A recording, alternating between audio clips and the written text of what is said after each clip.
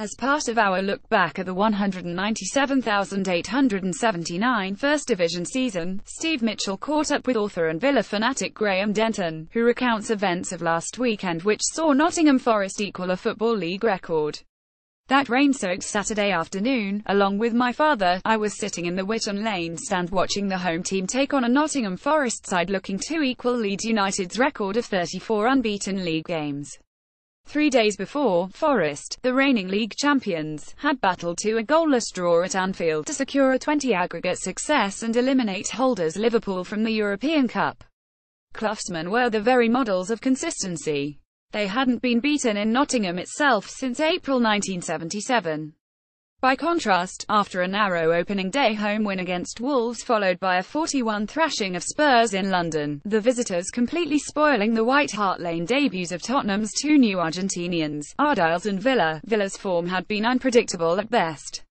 A crippling injury crisis, Ron Saunders virtually powerless to field the same lineup for 2 games running, hadn't helped. Nevertheless, when a patched-up outfit went in at half-time deservedly 10-up, Tommy Craig putting home a 19-minute penalty after a foul by centre-half Larry Lloyd, I had every belief that this would be Villa's in my day. It wasn't. First through Tony Woodcock in the 49th minute and then John Robertson's contentious 79th minute penalty. Dennis Mortimer had clearly tripped Ian Bowyer outside of the box but, despite vehement Villa protests, the referee refused to change his mind. Forest marched victoriously into the history books. Just to add to Saunders' woes, Gordon Cowans, after accidentally kicking the bottom of Archie Gemmel's boot, broke a bone in the instep of his right foot. It was the first time he'd ever seen Villa lose in the flesh.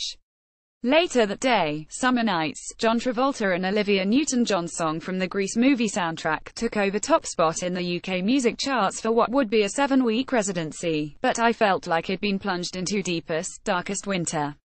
6 days later, as I celebrated my 14th birthday, I was still in a black mood.